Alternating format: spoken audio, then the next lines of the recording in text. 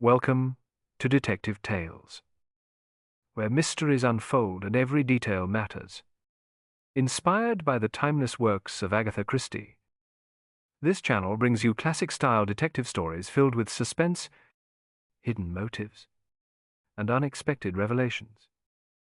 Here, you'll walk alongside brilliant minds like Hercule Poirot and Miss Marple, unraveling puzzles where nothing is quite as it seems. Prepare yourself for intrigue, atmosphere, and a journey into the golden age of detective fiction. The case begins now. Miss Marple and the Deadly Victoria Sponge Recipe. Welcome to Warm Pages. I'm your host, Edward, and I'm so glad you're here. There's something wonderfully comforting about sharing a quiet mystery together, no matter where in the world you're listening from. If you'd like, leave a comment and let me know where you're tuning in from. I read every single one. Now make yourself a warm cup of tea or coffee, and let's begin. Chapter 1. Death at the Baking Competition.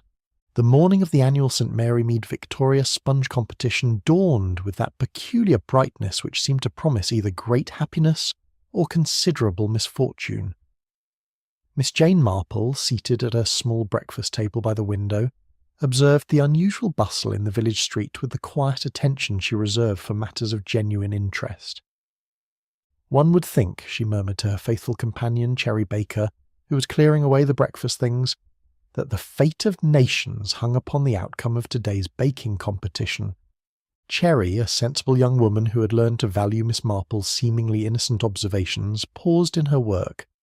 "Mrs. Hartwell's been telling everyone she's certain to win again this year, Miss Marple. 5th year running, it would be—" "Indeed," Miss Marple replied, her pale blue eyes twinkling with that deceptive mildness which had so often proved fatal to the pretensions of the wicked.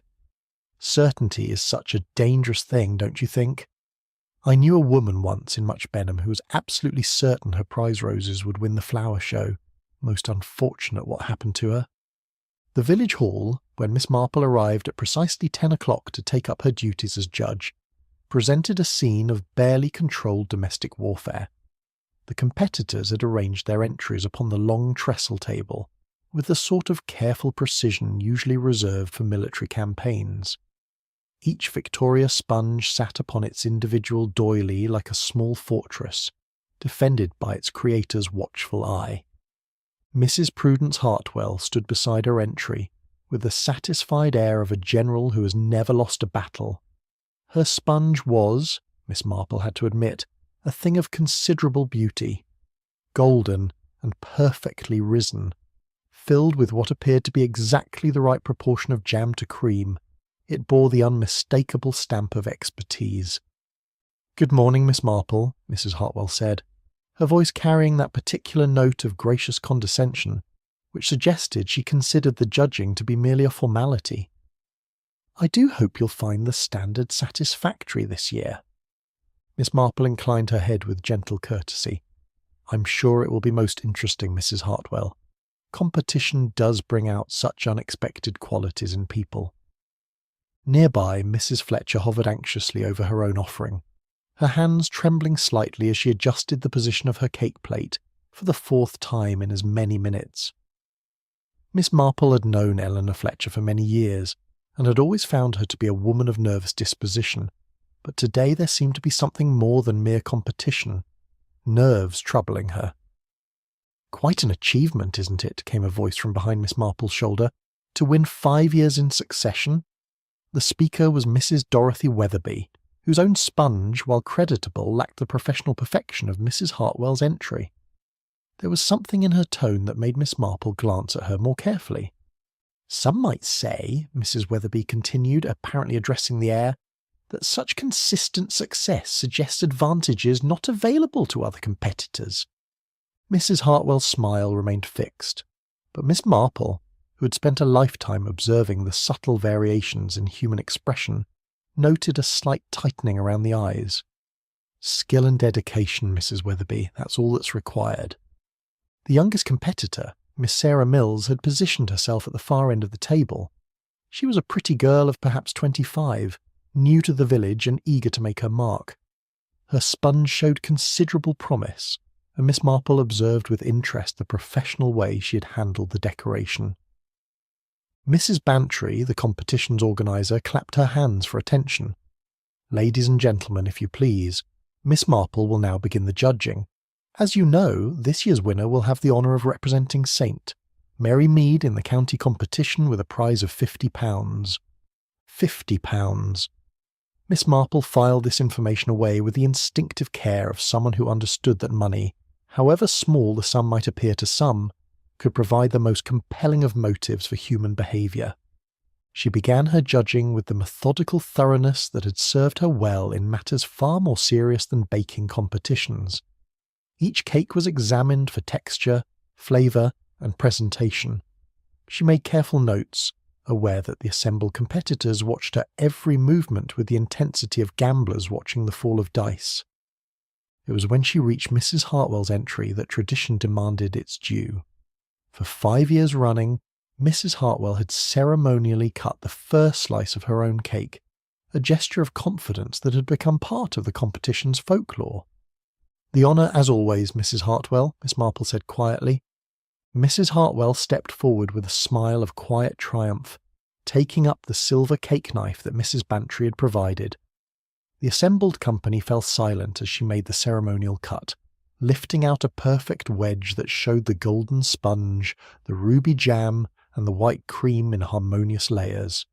She took a delicate bite, her expression one of satisfied approval. "I do believe," she began, and then stopped, her face suddenly puzzled. "The recipe," she said uncertainly. "It's wrong. Someone changed." The words came out in a confused rush, and then Mrs. Hartwell's face went deathly pale. Her hand flew to her throat and she made a small, choking sound that seemed to echo strangely in the sudden silence of the village hall. Dr. Haydock, who had been standing near the door sampling Mrs. Fletcher's offering, moved forward with the swift efficiency of long medical practice. But even as he reached her, Mrs. Hartwell collapsed, her body falling with the terrible finality that Miss Marple had witnessed too many times before.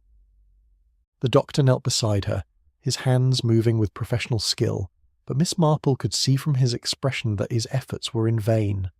Mrs. Prudence Hartwell, 5-time winner of the St. Mary Mead Victoria Sponge competition, was dead. In the shocked silence that followed, Miss Marple found herself studying the faces around her, with the same careful attention she'd given to the competition entries.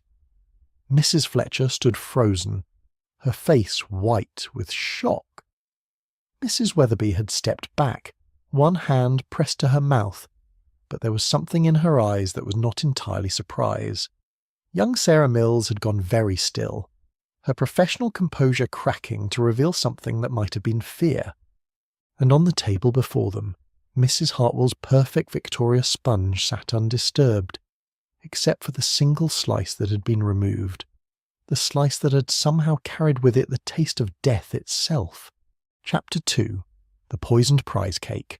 Inspector Slack arrived at the village hall with his customary air of barely concealed irritation, as though the inconvenience of murder in St. Mary Mead was a personal affront to his efficiency.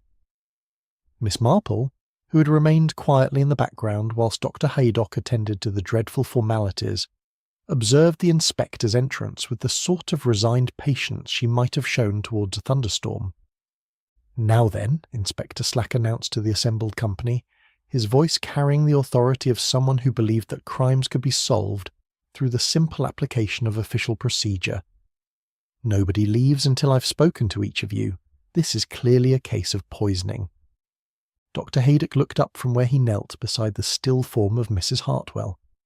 "I'm afraid there's no doubt about it, Inspector. The symptoms were quite unmistakable. Bitter almonds on the breath, the rapid onset of respiratory distress. Cyanide, almost certainly." Miss Marple found herself studying the cake table with renewed interest. It seemed remarkable that among all the offerings present, only Mrs. Hartwell had been affected. Several of the other competitors had tasted portions of various entries, herself included. Yet none had suffered any ill effects. "Most curious," she murmured to herself, a habit which would often prove providential in her previous encounters with criminal behaviour.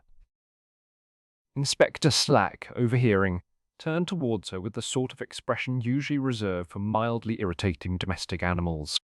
"I beg your pardon, Miss Marple?" "Oh, nothing of consequence, Inspector. Merely observing that it seems rather singular that the poison should have affected only poor Mrs. Hartwell.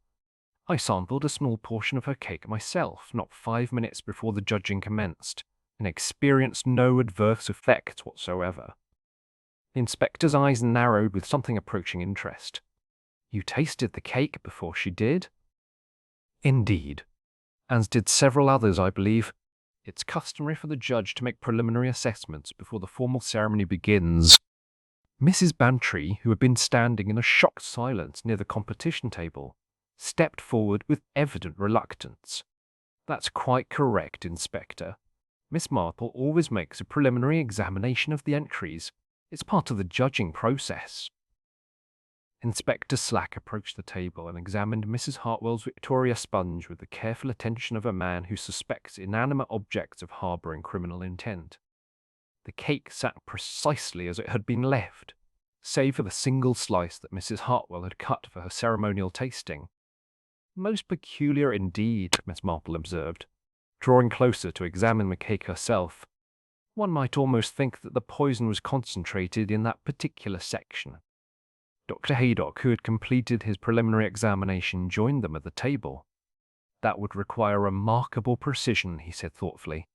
"To poison only a specific portion of a cake whilst leaving the remainder harmless would suggest considerable planning and expertise." Miss Marple nodded slowly, her pale blue eyes fixed upon the perfectly ordinary-looking sponge, rather like that unfortunate business in Little Wickham, where Mrs. Morrison's prize-winning jam tart contained ground glass in only one particular slice, though in that case it was discovered that the glass had been introduced after the baking through a most ingenious method involving a thin knitting needle. Inspector Slack looked from Miss Marple to the cake and back again. "Are you suggesting someone injected poison into this cake?" "I'm merely observing that such things are possible, Inspector, though it would require intimate knowledge of Mrs. Hartwell's habits to ensure that she, and only she, would consume the poisoned portion." Mrs. Fletcher, who had been standing with her hands clasped tightly before her, spoke for the first time since the tragedy had occurred. "She always cut from the same place," she said, in a voice barely above a whisper. "Mrs. Hartwell, I mean. Always from the front right quarter, exactly 2 inches from the edge. She said it gave the most representative sample of the cake's construction." The assembled company turned to stare at Mrs. Fletcher, who flushed deeply under their collective gaze. I've watched her for years," she stammered. "At every competition, she never varied her technique." Miss Marple regarded Mrs. Fletcher with gentle interest. "How very observant of you, my dear. Though I suppose anyone who'd attended these competitions regularly would have noticed such a consistent pattern." "That's just it," said Mrs. Weatherby, her voice carrying a note of suppressed excitement. "Mrs. Hartwell made rather a point of her methods, said they were part of what made her such a superior judge of baking. She was quite proud of her precision." Inspector Slack had been examining the cake more closely, and now he straightened with evident satisfaction. "There's a small mark here," he announced, pointing to a spot on the cake's surface that was barely visible to the naked eye. "Looks like it might have been made by a needle or a similar implement." Dr. Haydock leaned in to examine the indicated spot. "A hypodermic syringe would be ideal for such a purpose," he said slowly. "It would leave only the smallest mark, easily concealed by icing or decoration." Miss Marple found herself thinking of her nephew Raymond's wife, who had once described to her the precise techniques used in modern medical practice. "One would need to know exactly where to inject," she mused, "and how deeply, to ensure the poison reached the correct portion of the cake without contaminating the whole." Young Sarah Mills, who had remained silent throughout this exchange, suddenly spoke up. "But that would mean someone knew exactly where Mrs. Hartwell would cut her slice. They would have had to study her methods quite carefully." There was something in the girl's tone that made Miss Marple glance at her with increased attention. Sarah Mills was pale but composed, her professional demeanour intact despite the shocking circumstances. Yet there was a tension about her that suggested knowledge held carefully in check. Inspector Slack had begun to pace around the table, examining each of the competition entries with methodical thoroughness. "The question is," he said, "when was the poison introduced?" Before the competition began, or during the judging itself? Mrs. Bantry wrung her hands nervously. The kitchen was unattended for perhaps 10 minutes, whilst we were all gathering in the main hall for the opening ceremony. Anyone could have slipped in during that time. Or, Miss Marple suggested quietly, the poison might have been introduced much earlier. If someone had access to Mrs. Hartwell's cake before it was brought to the hall, they could have prepared their mischief at leisure. Mrs. Fletcher gasped audibly at this suggestion, but that would mean someone would have had to know in advance that Mrs. Hartwell would win, or at least that she would perform the ceremonial cutting. "My dear," Miss Marple replied with gentle firmness, "Mrs. Hartwell had won this competition for 4 consecutive years. Her confidence in victory this year was evident to anyone who cared to observe. The ceremonial cutting was as predictable as sunrise." Inspector Slack had moved to examine the kitchen area, and now he called out with evident excitement, "Someone's been searching through the cupboards and drawers." The group moved as one towards the kitchen, where indeed there were clear signs that someone had been conducting a hurried search. Drawers hung slightly open, cupboard doors were ajar, and several items had been displaced from their usual positions. "Most interesting," Miss Marple observed, noting the particular attention that had been paid to the area where the baking implements were stored. "One wonders what the searcher might have been seeking, or perhaps what they might have been attempting to conceal." Dr. Haydock was examining the sink area when he suddenly straightened with a sharp exclamation. "Inspector, you should see this." He held up a small object that glinted in the afternoon light streaming through the kitchen window. It was a hypodermic syringe, its needle still intact, partially concealed beneath a tea towel that had been carelessly thrown into the sink. "Well, well," Inspector Slack said with evident satisfaction, "that rather settles the question of method, doesn't it?" Miss Marple approached the sink and peered at the syringe with the sort of careful attention she usually reserved for particularly challenging crossword puzzles. "One might wonder," she said thoughtfully, "whether the person who concealed this was hoping it would be discovered, or whether they simply ran out of time to dispose of it properly." The implication of her words was not lost on the assembled company. Someone among them was a murderer, someone who had planned and executed this crime with considerable forethought. Yet that same someone had been careless enough, or perhaps desperate enough, to leave behind evidence that could lead directly to their identification. As Inspector Slack began the formal process of questioning each competitor, Miss Marple found herself thinking of a similar case she had encountered many years ago in Much Benham, where a prize-winning gardener had met his end through a most ingenious application of horticultural knowledge. In that instance, too, the criminal had been someone who knew their victim's habits intimately, who had used that knowledge to deadly effect. The afternoon sun was beginning to slant through the windows of the village hall, casting long shadows across the competition table where Mrs. Hartwell's Victoria sponge still sat, a monument to the deadly intersection of pride, knowledge, and murderous intent. Chapter 3. Secrets in the Recipe Book. The following morning brought with it that peculiar quality of light which follows upon tragedy, when ordinary objects seem invested with an almost supernatural significance. Miss Marple, seated in her small sitting room with her knitting, found her thoughts turning repeatedly to the events of the previous day.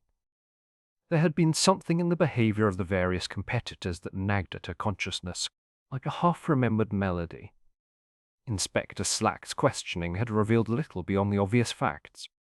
Each of the competitors had been in the village hall during the crucial period, each had access to the kitchen area, and each had possessed both opportunity and, to varying degrees, motive. Yet Miss Marple felt certain that the solution lay not in these surface observations, but in some deeper understanding of the relationships that had existed between Mrs. Hartwell and her fellow bakers. It was whilst she was pondering these matters that Mrs. Bantry arrived, her usually composed demeanour showing clear signs of distress. "Jane, my dear," she began without preamble, settling herself in the chintz-covered chair beside the window, The most extraordinary thing has happened. Mrs. Hartwell's recipe book has disappeared. Miss Marple set down her knitting with the deliberate care she reserved for moments of particular significance. Indeed? How very interesting. I take it this was not simply a matter of misplacement. That's just it, Mrs. Bantry replied, her voice carrying an edge of genuine concern. Her niece, young Margaret, came to collect Mrs. Hartwell's belongings this morning. She particularly wanted the recipe book, as it contained all her aunt's famous formulations. But it wasn't among her things at the Hall, nor has it been found at her cottage. Miss Marple considered this information with the same careful attention she might have given to a particularly complex pattern in her needlework. One wonders whether the disappearance might be connected to yesterday's tragic events. Recipe books, in my experience, often contain far more than mere culinary instructions. Mrs. Bantry leaned forward with evident interest. What do you mean, Jane? Well, my dear, I recall a similar situation in Much Benham some years ago. Mrs. Weatherston kept what she called her household book, which ostensibly contained recipes and domestic arrangements. However, it transpired that she had also recorded a considerable amount of information about her neighbours' private affairs. Most illuminating it proved to be when the question of her sudden disappearance arose. The implications of this observation were not lost upon Mrs. Bantry, who had lived in St. Mary Mead long enough to understand the significance of such parallels when drawn by Miss Marple. Their conversation was interrupted by the arrival of Dr. Haydock, whose usually cheerful countenance bore an expression of professional gravity. "I've completed my preliminary examination," he announced without ceremony. "Mrs. Hartwell died from cyanide poisoning, as we suspected. However, there are certain aspects of the case which I find rather puzzling."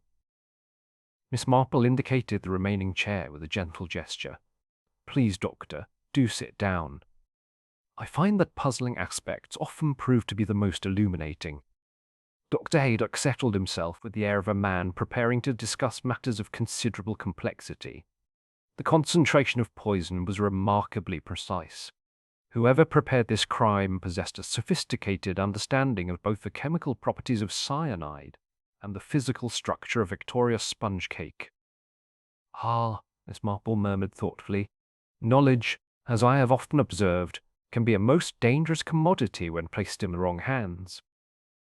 "There's more, Doctor," Haydock continued. "The injection site was concealed with considerable skill. Someone had used a decorative technique to mask the entry point, suggesting familiarity with advanced cake decoration methods." Mrs. Bantry gasped audibly. "But that would mean someone with professional training, surely?" Miss Marple found herself recalling young Sarah Mill's composure during the previous day's events, and the professional quality of her competition entry. Yet there had been something else, something in the girl's manner that suggested knowledge held carefully in reserve.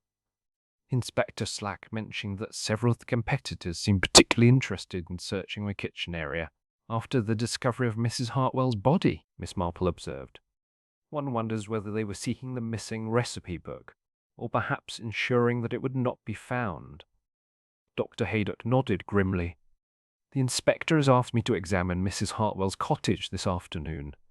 If there are any medical records or correspondence that might shed light on recent events, they would most likely be found there."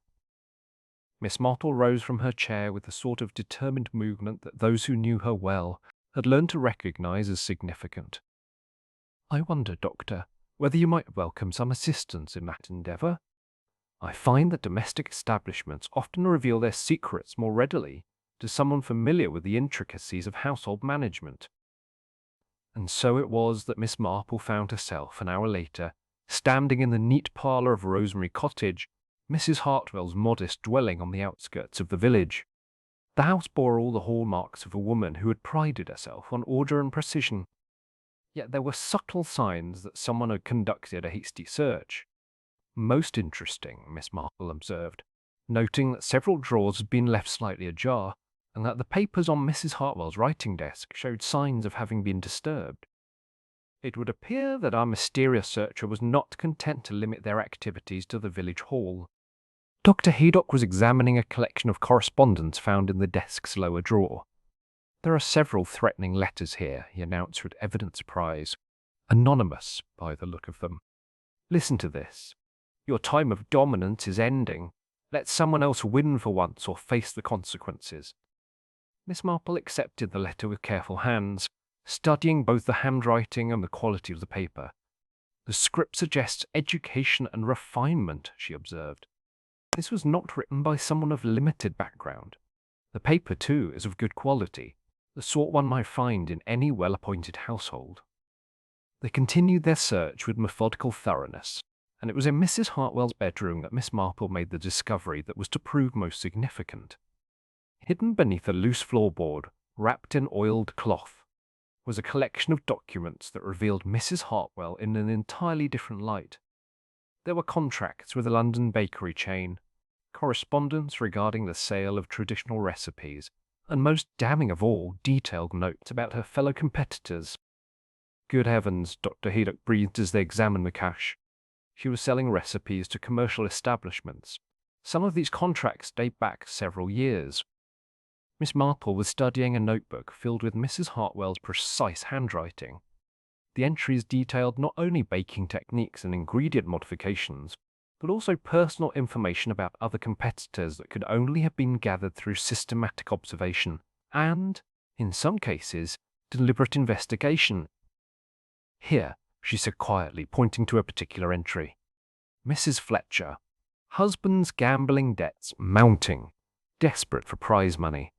Willing to withdraw from competition in exchange for discretion regarding Harold's activities at the racetrack." Dr. Haydock looked up from the correspondence he'd been examining. "Blackmail?" "It would appear so," Miss Marple replied, her voice carrying that note of gentle sadness she reserved for humanity's more disappointing revelations. Mrs. Hartwell seems to have been conducting a most comprehensive study of her neighbour's vulnerabilities. Further examination revealed the full extent of Mrs. Hartwell's activities. She had not only been selling traditional family recipes to commercial establishments, but had been systematically documenting the private difficulties of her fellow competitors, using this knowledge to ensure her continued dominance of local baking competitions. "Most illuminating," Miss Marple observed as they prepared to leave the cottage, "though I fear we have uncovered motives for murder rather than eliminated them. It would seem that Mrs. Hartwell had created a situation in which several people might have felt justified in taking drastic action." As they walked back towards the village, Miss Marple found herself thinking of a case from many years past, where a woman of similar disposition had met her end through the accumulated resentment of those she had wronged. The parallel was uncomfortably exact, and she began to suspect that the solution to Mrs. Hartwell's murder lay not in any single moment of passion, but in the slow accumulation of grievance and desperation that such systematic exploitation inevitably created. The question now was not whether Mrs. Hartwell had deserved her fate, but which of her victims had possessed both the knowledge and the determination to deliver it with such deadly precision. Chapter 4. The Baker's Final Rise. The revelation of Mrs. Hartwell's clandestine activities had cast the investigation into an entirely new light, and Miss Marple found herself contemplating the complexities of human nature as she tended to her garden the following morning. It was remarkable, she reflected, how often the pursuit of seemingly innocent pastimes could conceal the most elaborate schemes of exploitation and revenge. Inspector Slack arrived at Danemede shortly after 10 o'clock, his usual air of professional efficiency somewhat tempered by what appeared to be genuine perplexity. "I've been going through those papers you and Dr. Haydock discovered," he announced without preamble, settling his considerable bulk into the wicker chair that Miss Marple indicated. "Most enlightening they are, though I'm beginning to wonder if we have too many motives rather than too few." Miss Marple poured tea with her customary precision, noting the inspector's uncharacteristic uncertainty. "I find that abundance of motive often clarifies rather than complicates matters, Inspector. Human nature being what it is, there are usually clear distinctions between those who contemplate revenge and those who actually execute it." "Perhaps so," Inspector Snack replied, accepting his cup with evident gratitude. "What's certain is that Mrs. Hartwell had been planning something significant. According to her correspondence with that London publisher, she was preparing to write a cookbook that would have exposed what she called the pretensions and deceptions of amateur baking. This intelligence struck Miss Marple as particularly significant. Indeed, one wonders whether such a publication might have included revelations about her fellow competitors' private arrangements. That's exactly what I'm thinking, the inspector confirmed. The publisher's letters suggest she had promised sensational disclosures about the amateur baking community. Apparently, she intended this to be her final competition victory before retiring from local contests altogether. Miss Marple considered this information whilst watching a particularly bold robin investigate the remains of her breakfast crumbs. How very like Mrs. Hartwell to arrange her departure in such a manner as to cause maximum disturbance to those she left behind. I knew a woman once in Limstock who behaved in precisely the same fashion. Most unfortunate consequences ensued. Their conversation was interrupted by the arrival of Mrs. Fletcher, whose usually nervous demeanour had been replaced by something approaching desperation. She appeared at the garden gate like a woman pursued, her hands trembling as she attempted to operate the simple latch. "Miss Marple," she called out in a voice that carried clearly across the small garden, "might I speak with you? It's a matter of considerable urgency." Inspector Slack rose from his chair with the reluctant air of a man whose peaceful morning had been irretrievably disrupted. "Perhaps Mrs. Fletcher would care to continue our discussion from yesterday," he suggested with professional courtesy that did not entirely conceal his suspicion. Mrs. Fletcher approached them with visible reluctance, her eyes darting between Miss Marple and the inspector, as though seeking some avenue of escape. "I'm afraid there are certain matters I neglected to mention yesterday," she began, her voice barely audible above the gentle rustling of the garden foliage. Miss Marple gestured towards a third chair with gentle encouragement. "Please, my dear, do sit down. Inspector Slack was just telling me about Mrs. Hartwell's literary ambitions. Perhaps you can shed some light on her intentions." Mrs. Fletcher sank into the offered chair as though her legs would no longer support her weight. She had discovered certain financial difficulties in our household," she began haltingly. "My husband's involvement with the racetracks had become rather more extensive than I had realized." Inspector Slack leaned forward with evident interest. "Are you saying that Mrs. Hartwell was aware of your husband's gambling activities?" "More than aware," Mrs. Fletcher replied with bitter emphasis. "She had made it her business to document every debt, every loss, every desperate attempt to recoup his losses. She knew exactly how precarious our situation had become." Miss Marple found herself thinking of the notebook they had discovered at Rosemary Cottage, with its meticulous record of human failings and vulnerabilities. "And she used this knowledge to influence your participation in the competitions?" Mrs. Fletcher nodded miserably. "For the past 2 years she had been suggesting that I withdraw from various contests. Always very politely, you understand, always with expressions of concern for my welfare, but the implication was quite clear." "Blackmail," Inspector Slack said bluntly. "She never used such crude terms," Mrs. Fletcher protested weakly. "She simply made it clear that my continued participation might result in certain information becoming public knowledge. Information that would have ruined Harold's position at the bank." Miss Marple regarded Mrs. Fletcher with the sort of gentle compassion she reserved for those whose lives have been compromised by circumstances beyond their control. Yet there was something in the woman's manner that suggested her confession was not yet complete. "I fear there may be more to this matter," she observed quietly. "Mrs. Hartwell's influence appears to have been rather more extensive than simple intimidation." Mrs. Fletcher's composure, already strained, began to crack entirely. She had evidence of Harold's attempts to cover his gambling debts through irregularities at the bank. Small amounts, she said. Nothing that would be noticed immediately, but sufficient to destroy him completely if brought to the attention of his superiors. The full scope of Mrs. Hartwell's manipulation was becoming clear, and Miss Marple found herself reminded of a similar case in Little Wickham, where a woman of apparently respectable character had used her neighbour's secrets to construct an elaborate web of influence and control. "Yet you continue to participate in the competitions," Inspector Slack observed with professional suspicion. "Yesterday's contest being a case in point." Mrs. Fletcher's hands twisted in her lap with nervous agitation. This year was different. Mrs. Hartwell had indicated that after her final victory, after the publication of her cookbook, she would be retiring from local competitions. She suggested that my difficulties need no longer concern her once she had achieved her literary ambitions. Miss Marple exchanged a meaningful glance with Inspector Slack. The timing of Mrs. Hartwell's planned retirement, coinciding as it did with her intention to expose the secrets of her fellow competitors, suggested a woman who'd orchestrated her departure with characteristic calculation. One wonders, Miss Marple observed thoughtfully, whether others among the competitors might have been subject to similar pressures. Mrs. Hartwell appears to have been remarkably well informed about private matters that one might have expected to remain confidential. Mrs. Fletcher looked up with something approaching surprise. Oh yes, she knew a great deal about everyone. Young Sarah Mills, for instance. Mrs. Hartwell had discovered that she wasn't quite what she appeared to be. Inspector Slack's attention sharpened immediately. In what way?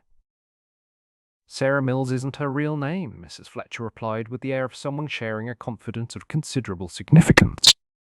Mrs. Hartwell had somehow learned that she was actually a professional pastry chef, working under false credentials to compete in amateur competitions.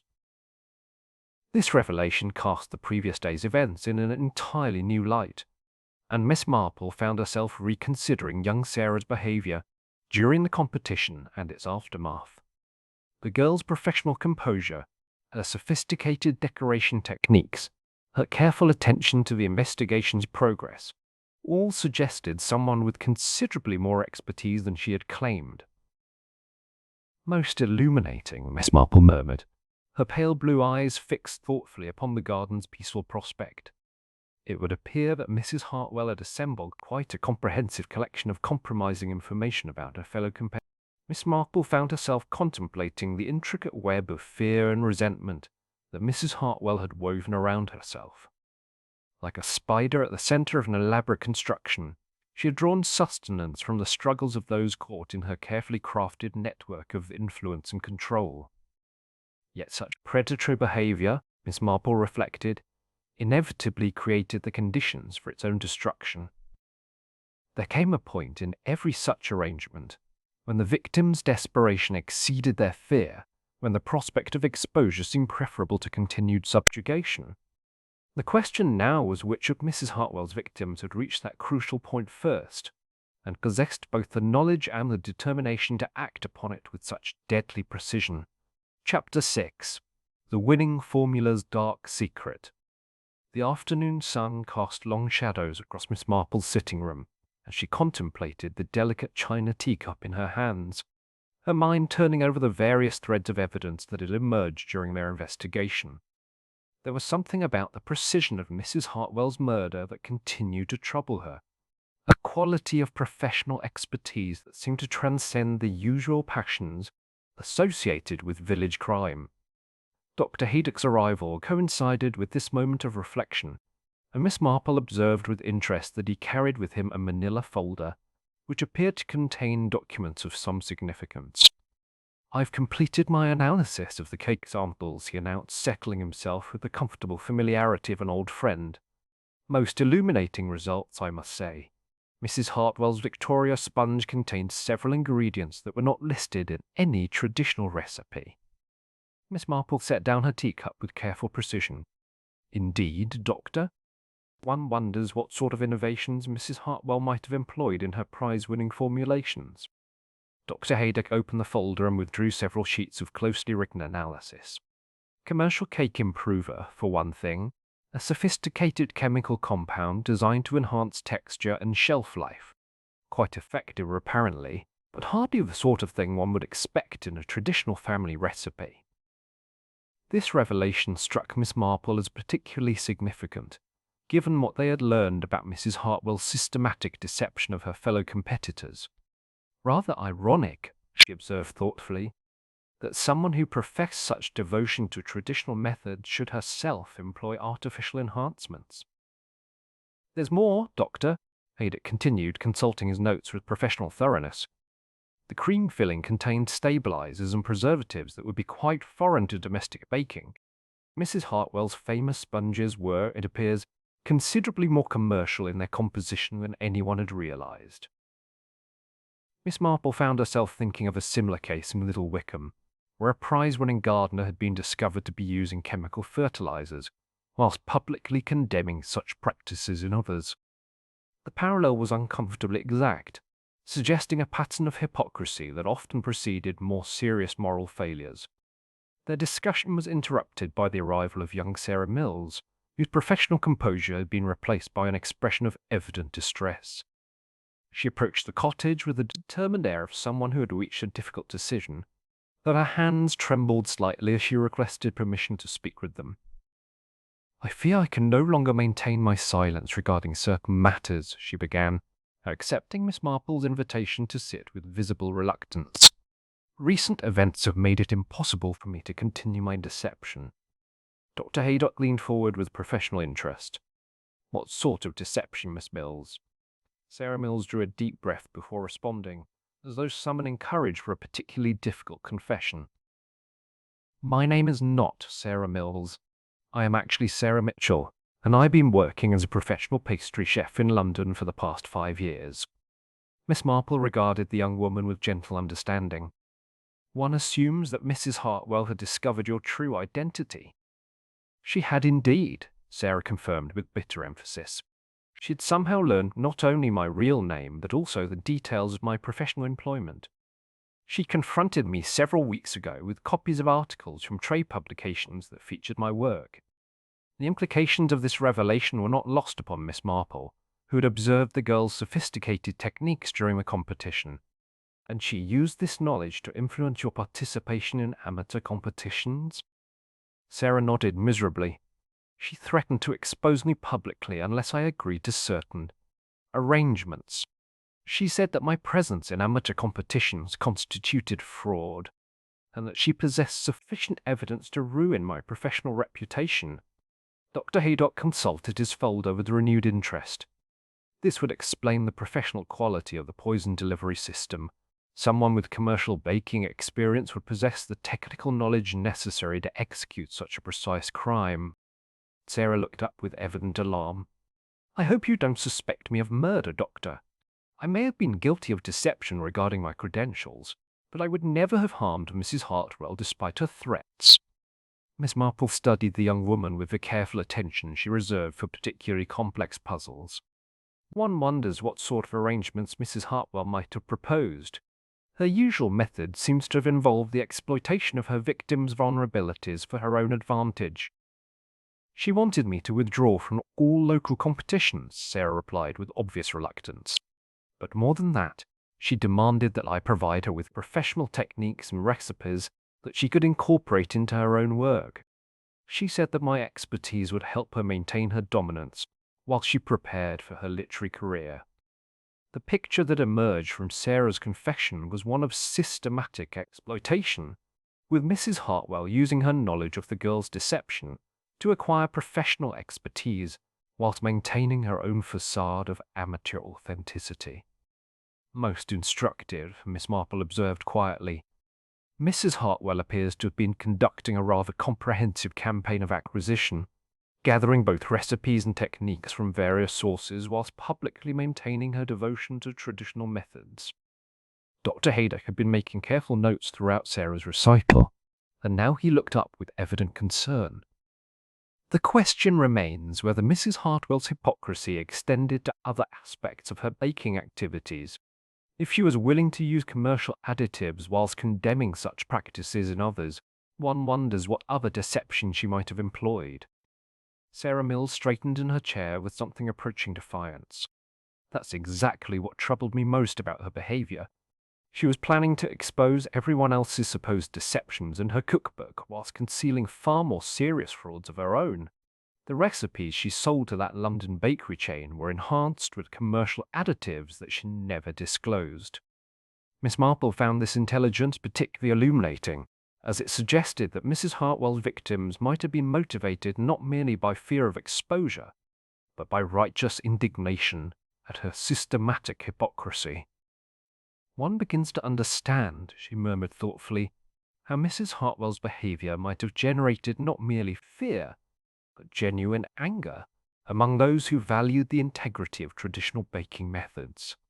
As Sarah Mills took her leave, having unburdened herself of her long-held secret, Miss Marple found herself contemplating the extraordinary web of deception that Mrs. Hartwell had woven around her supposedly authentic baking expertise. Like an elaborate confection with a hollow centre, her reputation had been built upon artifice while she condemned others for lesser transgressions. Yet such comprehensive dishonesty, Miss Marple reflected, inevitably created enemies whose motivations transcended mere self-preservation. There were those who might kill to protect themselves from exposure, but there were others who might kill to protect the integrity of traditions that they held sacred. The question now was which of these motivations had proven strong enough to drive someone to murder, and which of Mrs. Hartwell's victims had possessed both the knowledge and the moral conviction necessary to act upon such feelings with deadly precision. Chapter 7. A Recipe for Revenge. The morning brought with it one of those peculiarly English days when the very air seemed charged with the promise of revelation, and Miss Marple found herself drawn to her garden with an unusual sense of anticipation. She had spent the greater part of the previous evening in contemplation of the various threads of evidence that had emerged during their investigation, and she was beginning to perceive a pattern that suggested solutions rather more complex than those which Inspector Slack's methodical approach had thus far revealed. It was whilst she was dead-heading her late roses that Mrs. Bantry arrived, her usually composed countenance bearing an expression of considerable agitation. "Jane, my dear," she began without her customary preliminaries, "the most extraordinary discovery has been made. Margaret Hartwell, Mrs. Hartwell's niece, has been going through her aunt's correspondence more thoroughly, and she has found letters that cast the entire situation in quite a different light."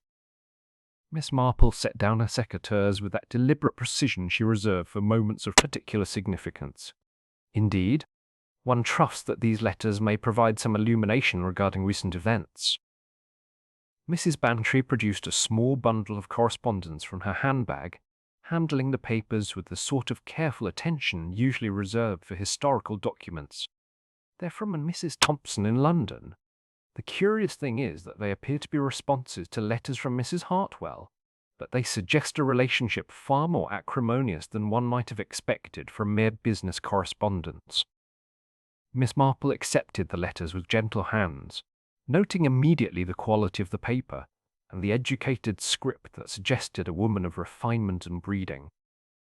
As she read, her pale blue eyes took on that expression of concentrated attention which those who knew her well had learned to recognize as particularly significant. "Most illuminating," she murmured after completing her examination of the correspondence.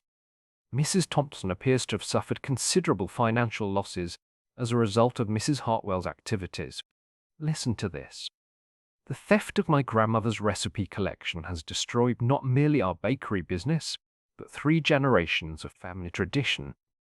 Your commercialization of those formulations has made it impossible for us to compete, whilst you have profited enormously from our family's heritage." Mrs. Bantry gasped audibly. "Theft? But surely Mrs. Hartwell's recipes were her own family's traditional formulations." Miss Marple continued reading with careful attention to each nuance of expression and sentiment. "It would appear that Mrs. Hartwell's famous Victoria sponge recipe, along with several others, originally belonged to the Thompson family.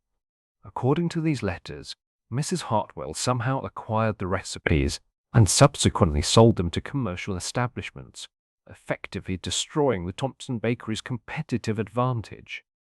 The implications of this discovery were far-reaching, suggesting that Mrs. Hartwell's crimes extended well beyond the systematic exploitation of her local competitors to encompass the deliberate destruction of established businesses through what amounted to industrial espionage. "There's more," Miss Marple observed, consulting the final letter in the collection. "Mrs. Thompson writes, 'I have been compelled to change my identity and leave London to escape the financial ruin you have caused.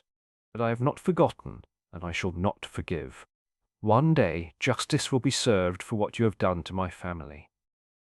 Mrs. Bantry looked up with sudden comprehension. Good heavens, Jane, you don't suppose that Mrs. Thompson might have come to St. Mary Mead under an assumed name? Miss Marple found herself thinking of Mrs. Fletcher's nervous demeanour, her detailed knowledge of Mrs. Hartwell's habits, and her obvious distress throughout the investigation. The possibility that Eleanor Fletcher might not be who she appeared to be suddenly seemed not merely plausible, but probable. One wonders, she said thoughtfully, whether someone might have spent considerable time studying Mrs. Hartwell's behaviour, learning her routines and preferences, whilst planning a most elaborate revenge. Their contemplation of this possibility was interrupted by the arrival of Inspector Slack, whose usually confident bearing showed signs of the frustration that had been building throughout his investigation. "I've been interviewing the competitors again," he announced without preamble, "and I'm beginning to suspect that our murderer is someone with far more complex motivations than simple competition jealousy." Miss Marple regarded him with gentle interest. "Indeed, Inspector? Recent discoveries suggest that Mrs. Hartwell's influence may have extended considerably beyond the confines of village baking competitions." She shared with him the correspondence that Mrs. Bantry had brought, watching with satisfaction as his expression shifted from professional skepticism to genuine concern. "Thompson," he muttered, consulting his notebook with renewed urgency. "I wonder, Mrs. Fletcher mentioned that her maiden name was Thompson, said she'd married Fletcher some 15 years ago, after moving to St. Mary Mead from London." The pieces of the puzzle were beginning to arrange themselves with startling clarity, and Miss Marple found herself remembering a similar case in Much Benham, where a woman had pursued a patient campaign of revenge against someone who had wronged her family decades earlier. "Most instructive," she observed quietly. "One begins to understand how Mrs. Hartwell's systematic destruction of the Thompson family business might have generated the sort of long-term resentment that could sustain a campaign of revenge spanning many years." Inspector Slack was already reaching for his hat with the determined air of a man who had suddenly perceived a clear course of action. "I think it's time we had another conversation with Mrs. Fletcher, or perhaps I should say Mrs. Thompson." Miss Marple rose from her garden chair with unusual alacrity. "If I might suggest, Inspector, that such a conversation would benefit from the sort of careful preparation that takes into account the psychological complexities of long-term revenge. Mrs. Thompson, if indeed that is who Mrs. Fletcher truly is, has waited many years for her opportunity. She will not be easily persuaded to abandon her carefully constructed defences." As they prepared to make their way to Mrs. Fletcher's cottage, Miss Marple found herself thinking of the extraordinary patience that such a campaign of revenge would have required. To establish a new identity, to integrate oneself into the very community where one's enemy resided, to study their habits and vulnerabilities whilst maintaining the appearance of nervous respectability, suggested a determination that was both admirable and terrifying. The question now was whether Mrs. Thompson's carefully laid plans had finally reached their intended conclusion, or whether the death of Mrs. Hartwell had been merely the opening movement in a symphony of revenge whose final notes had yet to be played. Chapter 8. The Kitchen Timer Confession.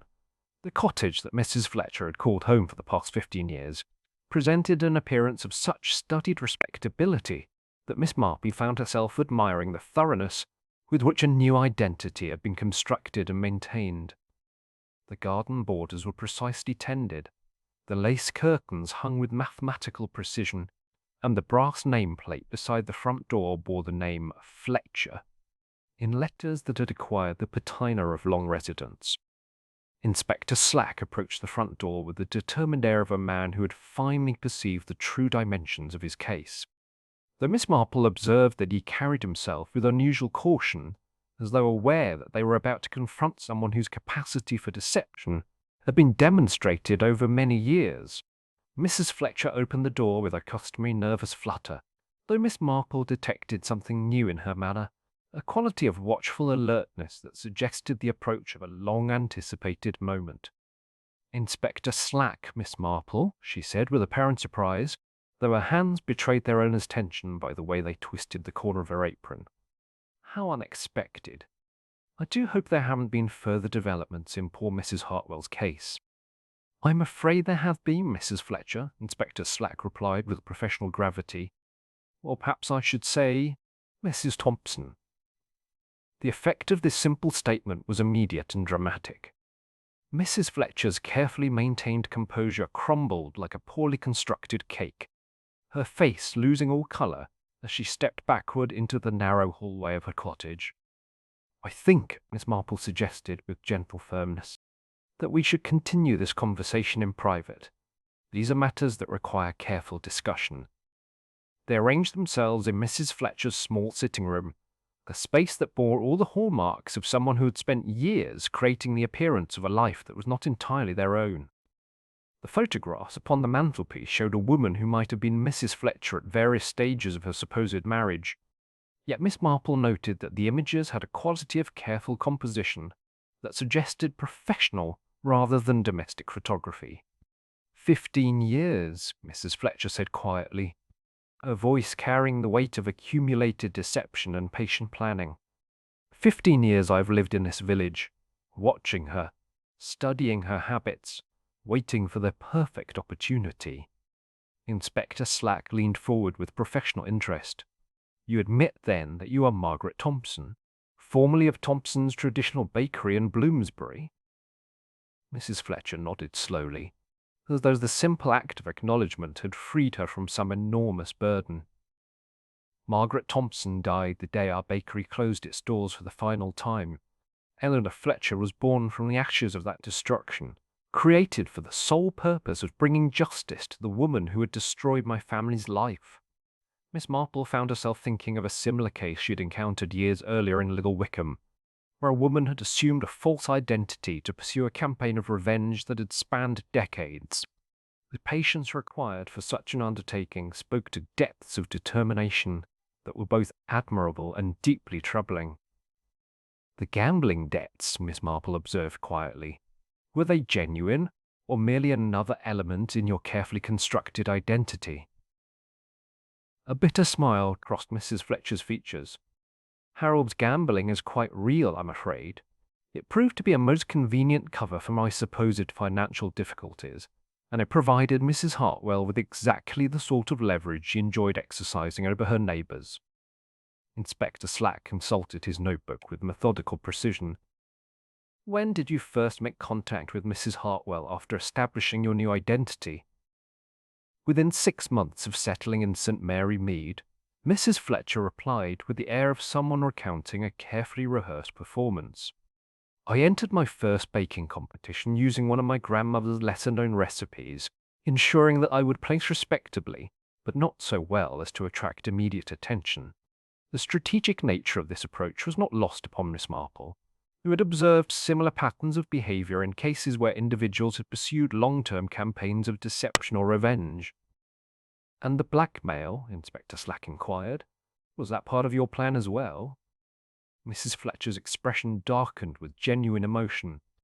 That was an unexpected development, though one that served my purposes admirably. Mrs. Hartwell's discovery of Harold's gambling debts provided her with exactly the sort of leverage she enjoyed, whilst giving me unprecedented access to her private thoughts and plans. Miss Marple studied the woman before her with the sort of careful attention she might have given to a particularly complex piece of needlework. One wonders how you acquired such detailed knowledge of Mrs. Hartwell's cutting technique. Your comment yesterday regarding her precision suggested intimate familiarity with her methods. I attended every competition for 15 years, Mrs. Fletcher replied with obvious pride in her thoroughness. I studied her every movement, timed her every action, documented her every preference. I knew exactly where she would cut her ceremonial slice, and exactly when she would take her first bite. The meticulous nature of this surveillance spoke to a level of obsession that transcended mere revenge, entering realms of professional stalking that were both impressive and deeply disturbing. Inspector Slack leaned forward with renewed intensity. And the poison? How did you acquire the necessary expertise to execute such precise delivery? Mrs. Fletcher's smile took on a quality of bitter satisfaction. My grandmother was not merely a baker, Inspector. During the war, she worked in a munitions factory, where she acquired considerable knowledge of industrial chemistry. That knowledge proved surprisingly applicable to more domestic purposes. Miss Marple found herself recalling the hidden cache of supplies they had discovered in the competition kitchen, and the professional quality of the equipment that had been used to deliver the fatal dose.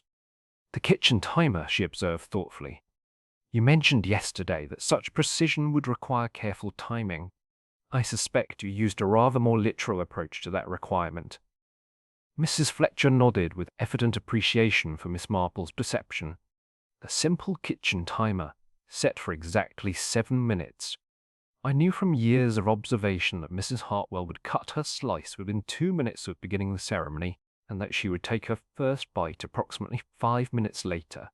The timer ensured that I injected the poison at precisely the moment necessary for maximum effect. The cold calculation involved in such planning was remarkable, suggesting someone who had elevated revenge to the level of scientific precision. "And afterward?" Inspector Slack inquired. "What were your plans once Mrs. Hartwell was dead?" "I had intended to disappear," Mrs. Fletcher replied with obvious regret. Eleanor Fletcher would have suffered a nervous breakdown following the tragedy, requiring extended recuperation away from St. Mary Mead. Margaret Thompson would have finally found peace, knowing that justice had been served for her family's destruction. Miss Marple regarded the woman before her with the sort of gentle sadness she reserved for those whose lives had been warped by circumstances beyond their control. "Yet you remained. One wonders whether your desire for justice was entirely satisfied by Mrs. Hartwell's death." Mrs. Fletcher's composure finally cracked entirely, tears streaming down her face as she confronted the reality of her situation. "I found that revenge, however perfectly executed, provides less satisfaction than one might anticipate. The woman I had become over 15 years of careful preparation had developed her own attachments, her own relationships. Eleanor Fletcher had, despite everything, learned to value the life she'd created in St. Mary Mead. As Inspector Slack began the formal process of arrest, Miss Marple found herself reflecting upon the extraordinary dedication that such a campaign of revenge had required, and the tragic irony that its successful completion had revealed the essential emptiness of vengeance as a guiding principle for human behavior. Chapter 9. Truth in the Final Layer. The village hall wore an air of subdued melancholy as the remaining competitors gathered for what Inspector Slack had termed a final clarification of events. The long trestle table, which only days before had displayed the proud offerings of St. Mary Mead's amateur bakers, now stood empty save for a few forgotten doilies and the lingering scent of vanilla and disappointment. Miss Marple arrived precisely at the appointed hour, observing with her customary attention to detail the various expressions of shock, relief, and residual fear that played across the faces of those assembled. Mrs. Weatherby sat with the rigid posture of someone who had narrowly escaped exposure, whilst young Sarah Mills maintained the professional composure that had served her so well throughout the investigation. Mrs. Bantry hovered near the kitchen door with the air of someone who felt personally responsible for the tragedy that had unfolded within her carefully organized competition. Inspector Slack positioned himself at the head of the room with the satisfied bearing of a man who had successfully concluded a complex investigation. Yet Miss Marple detected in his manner a quality of unease that suggested the human complexities of the case had left their mark upon his usually straightforward approach to criminal behavior. "Ladies and gentlemen," he began with formal gravity, "the investigation into the death of Mrs. Prudence Hartwell has been concluded. The person responsible has confessed and is now in custody. However, given the circumstances that led to this tragedy, I believe it would be beneficial for all concerned to understand the full scope of events that culminated in murder." Miss Marple found herself studying the faces around her with particular attention, noting the various degrees of comprehension and relief that accompanied the inspector's announcement.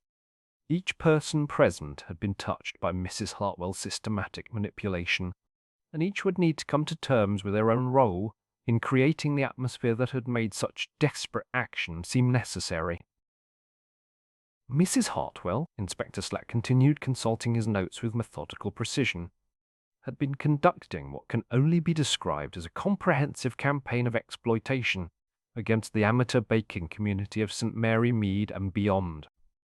Her activities included blackmail, theft of intellectual property, systematic sabotage of competitors' entries, and the fraudulent use of commercial additives whilst publicly championing traditional methods.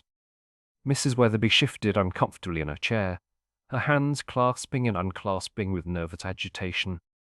"I suppose we were all rather naive," she said quietly.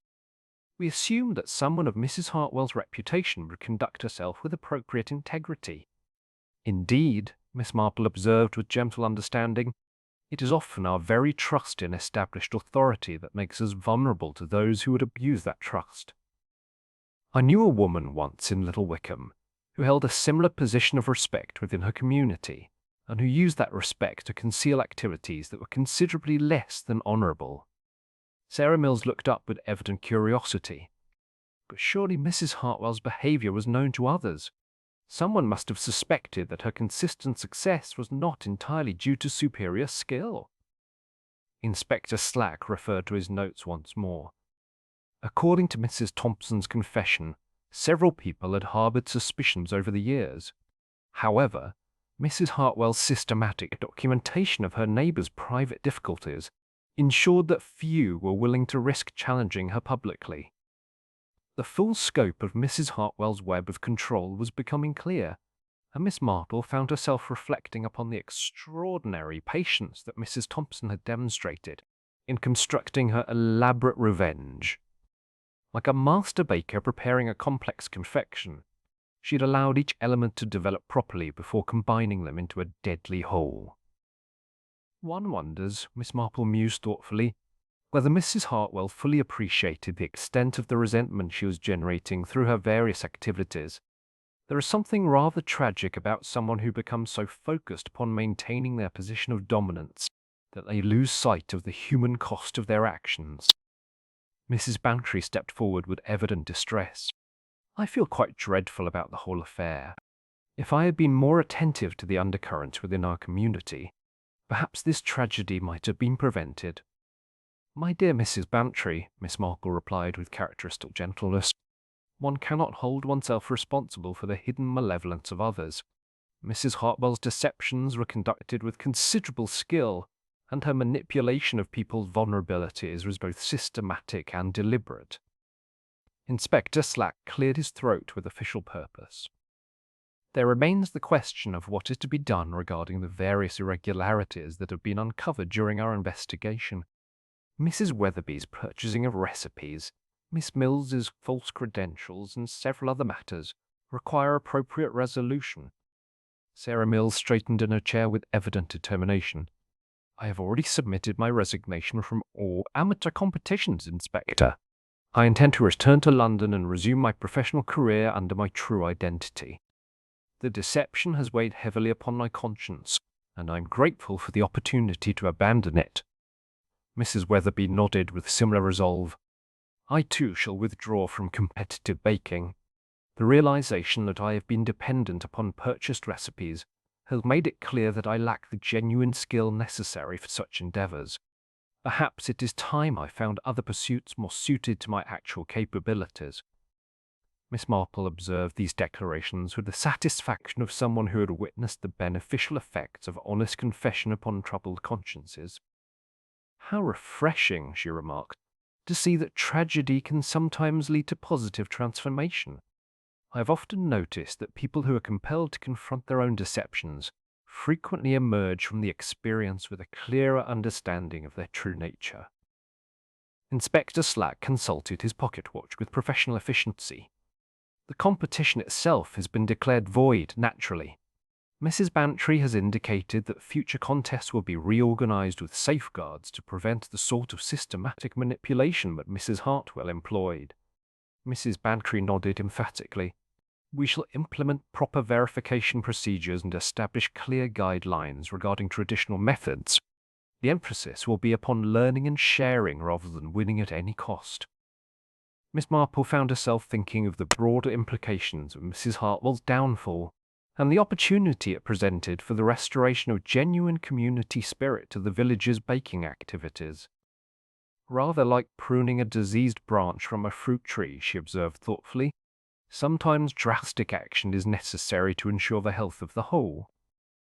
As the gathering began to disperse, each participant seemingly relieved to have unburdened themselves of their various secrets and deceptions, Miss Marple remained behind to assist Mrs. Bantry with the final arrangements. The two women worked in companionable silence, clearing away the remnants of what had been intended as a celebration of traditional skills, but had instead become a revelation of human frailty and corruption. "It seems almost incredible," Mrs. Bantry remarked as she folded the last of the competition tablecloths, "that someone could harbour such resentment for 15 years whilst maintaining the appearance of nervous respectability." "Yet perhaps not entirely surprising," Miss Marple replied, carefully packing away the unused ribbons that had been intended for the winners.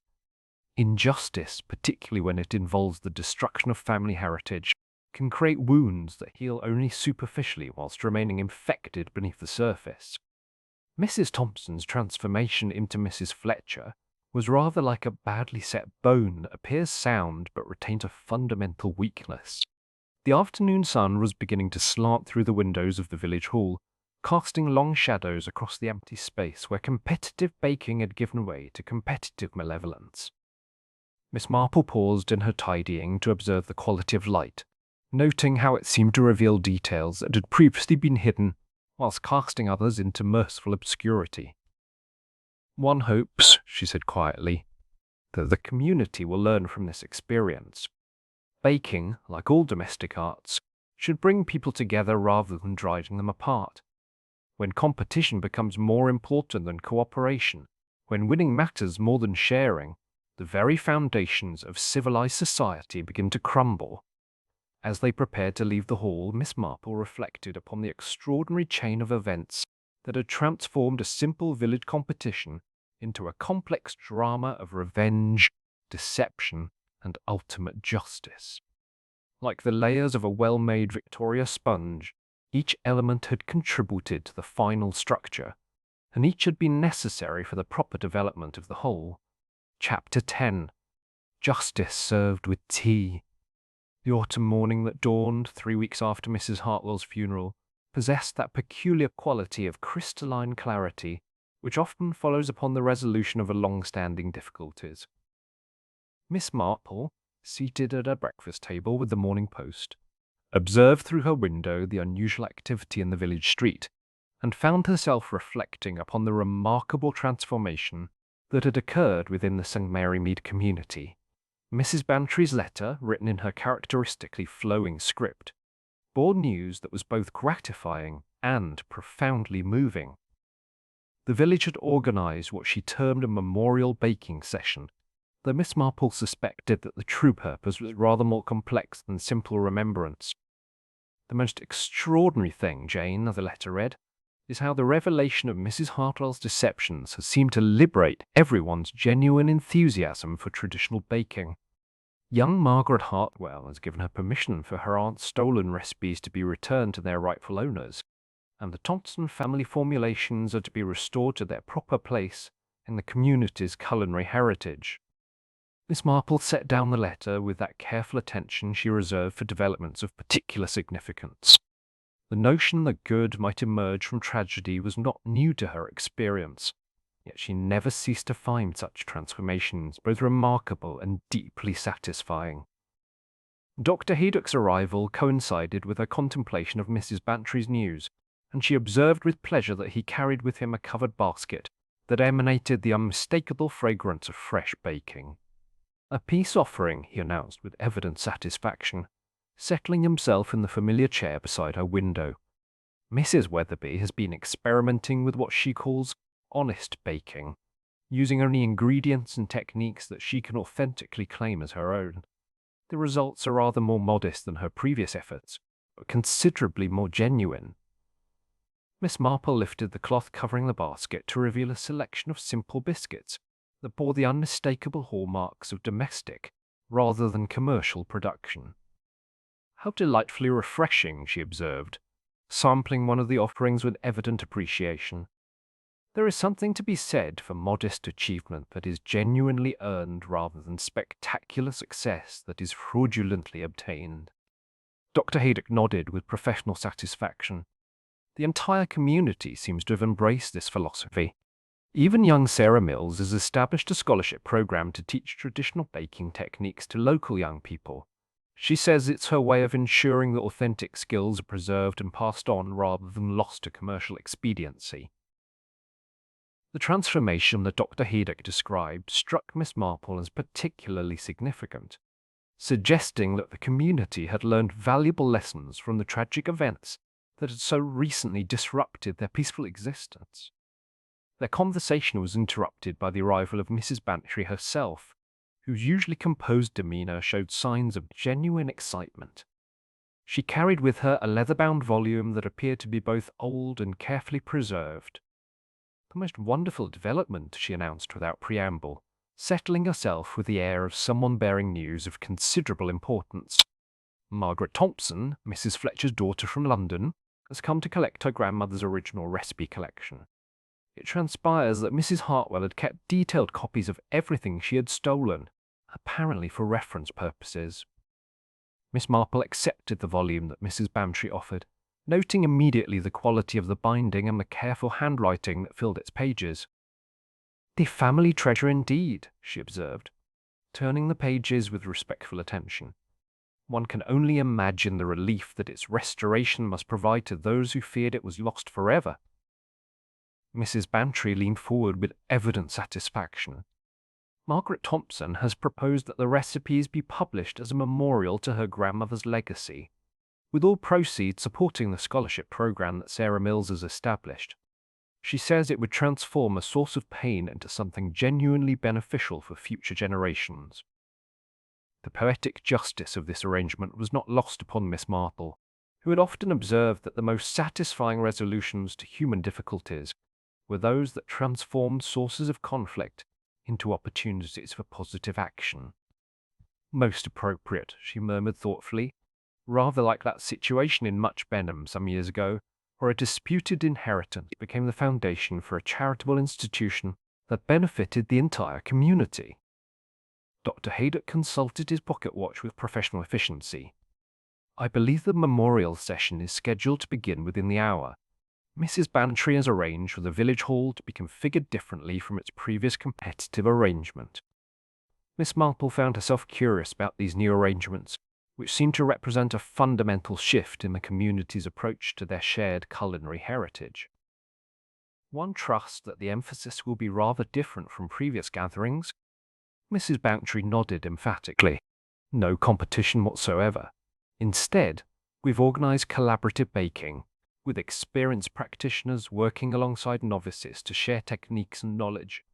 The goal is learning and preservation rather than winning an individual achievement." The wisdom of this approach seemed evident to Miss Marple, who had long observed that competitive environments often brought out the worst aspects of human nature, whilst collaborative endeavours typically encouraged more generous impulses. As they made their way to the village hall, Miss Marple reflected upon the extraordinary journey that had brought the community from competitive malevolence to cooperative learning. The hall itself had been transformed, with long tables arranged to facilitate group work rather than individual display, and the atmosphere bore none of the tense rivalry that had characterized previous gatherings. Young people worked alongside their elders, learning traditional techniques that had been passed down through generations before commercial considerations had begun to corrupt the simple pleasure of domestic baking. Sarah Mills, her professional credentials now openly acknowledged, moved between the groups with patient instruction and gentle encouragement. Mrs. Weatherby, her previous pretensions abandoned, worked with quiet satisfaction on a batch of simple seed cake, using her own modest skills and family recipe. Her expression bore none of the anxious competitiveness that had previously marked her participation in such gatherings. "Most gratifying," Miss Marple observed to Mrs. Bantry, as they watched the peaceful cooperation that had replaced competitive antagonism. "It seems that Mrs. Hartwell's legacy, however unintentionally, has been the restoration of authentic community spirit to village baking. Mrs. Bantry nodded with evident satisfaction. Margaret Thompson mentioned something rather poignant when she delivered her grandmother's recipes. She said that her mother had spent 15 years planning revenge, but that the ultimate result had been justice rather than mere vengeance. Miss Marple found this observation particularly perceptive, reflecting as it did the complex interplay between individual action and community benefit that had characterized the entire affair. Justice does indeed take many forms, she replied thoughtfully. Sometimes it emerges from the most unlikely circumstances. As the afternoon progressed, Miss Marple found herself sampling various offerings that represented the community's return to honest domestic baking. Each item bore the individual character of its creator, unmarked by commercial standardization or competitive manipulation. Young Margaret Hartwell, Mrs. Hartwell's niece, had contributed a Victoria sponge made from her great-grandmother's authentic recipe, the formulation that had been in her family before Mrs. Hartwell's unfortunate appropriation of other people's heritage. The cake was modest in appearance, but rich in genuine flavour, representing everything that traditional baking should embody. "How different this is from 3 weeks ago," Mrs. Bantry remarked as they prepared to conclude the session. "The same hall, many of the same people, yet the entire atmosphere has been transformed." Miss Marple nodded with gentle satisfaction. "Rather like a garden that has been cleared of diseased plants," she observed. "Once the source of corruption has been removed, healthy growth can resume quite naturally."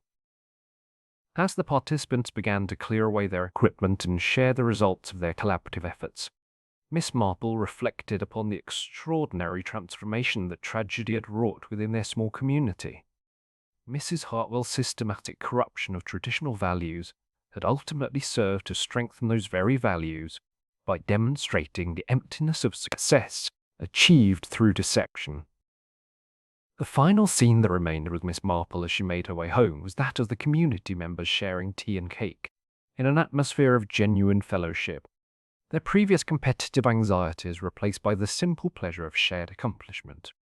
She paused at her garden gate to observe the peaceful evening light that bathed the village in golden tranquillity, reflecting that some of life's most valuable lessons emerge from its most difficult trials. Mrs. Hartwell's pursuit of dominance through manipulation had ultimately taught her neighbours the superior value of cooperation through authentic skill.